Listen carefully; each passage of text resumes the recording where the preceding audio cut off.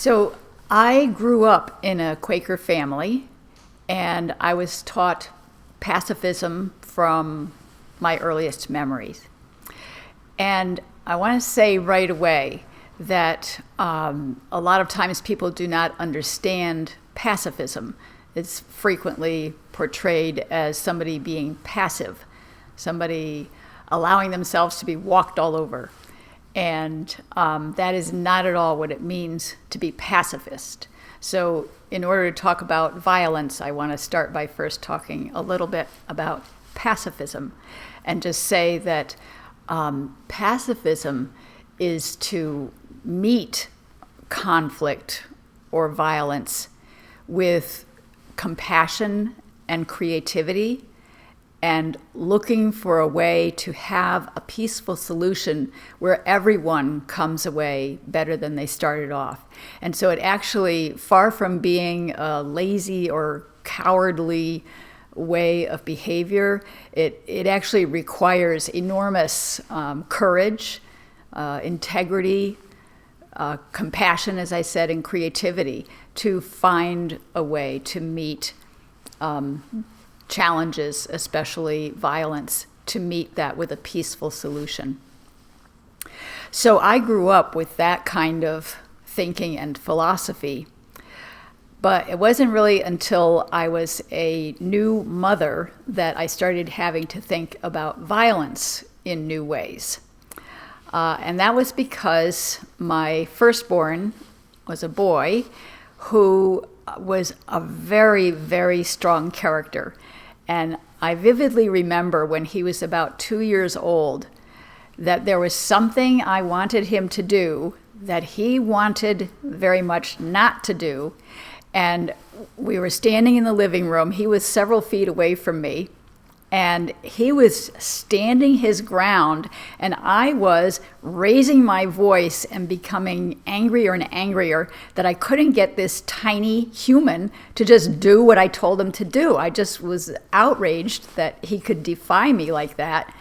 And as a Quaker parent, it was not in my repertoire to go and spank him or, lay hands on him or something.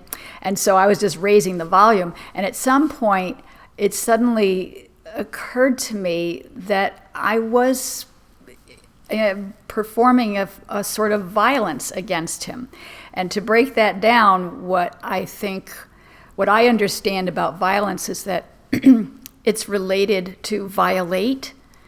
And what I was attempting to do in that moment was to violate my child's sense of who he was and what it was right for him to do and how it was right for him to behave. And I was pushing to violate that. And so even though I didn't lay a finger on him, it was a form of violence. So that was very important for me to start understanding more deeply what violence is, where it comes from, what it looks like. And my understanding, which is just not formed by my own experience in life, but by listening widely, reading deeply, studying this matter, my understanding is that when people are violent, when we violate or attempt to violate others, that comes from that we ourselves have suffered violence against us. In some form, we have been hurt and violated, and that causes us, maybe not right away, maybe not in a direct one-to-one fashion, but it causes us at some point to strike out and try to enact that violence against somebody else. And this, I think, is one of the most important things to understand about violence, is that violence begets violence.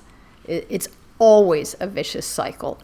And we live in a culture that loves to think that if we just leverage the right amount and the right kind of violence against somebody, they will cave in and do what we want them to do. And often they do in the moment. But in what I can tell about human nature, it is always the case that when harm is done to us, we don't like it and we look for ways to strike back sooner or later. And so violence is never the solution, even if it might be temporarily. It is never the solution because it always begets more violence, unless it encounters somebody who is consciously a pacifist and who will, as I talked about earlier, try to find ways of meeting the violence with compassion and strength and courage and turn it to a peaceful route.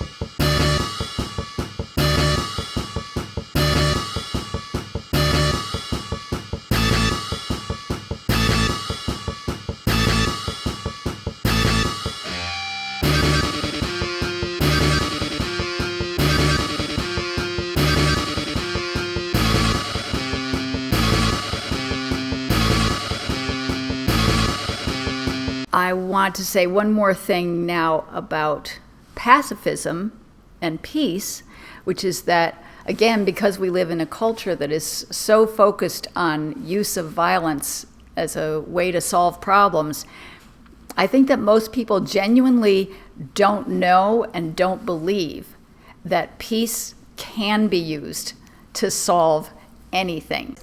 If you look into it, you find out that people are using pacifism and nonviolence every day to solve conflicts ranging from the mom and the 2-year-old in the living room to actually taking down governments peacefully. And most people just have no idea that that's even happened and is happening. So I think it's incredibly important that we educate ourselves and each other. There's that old phrase about ain't gonna study war no more, or an old song, maybe that was. And that's a true thing. If we would like to have a more peaceful world, then we need to study how it's possible to use nonviolent means to get where we want to go.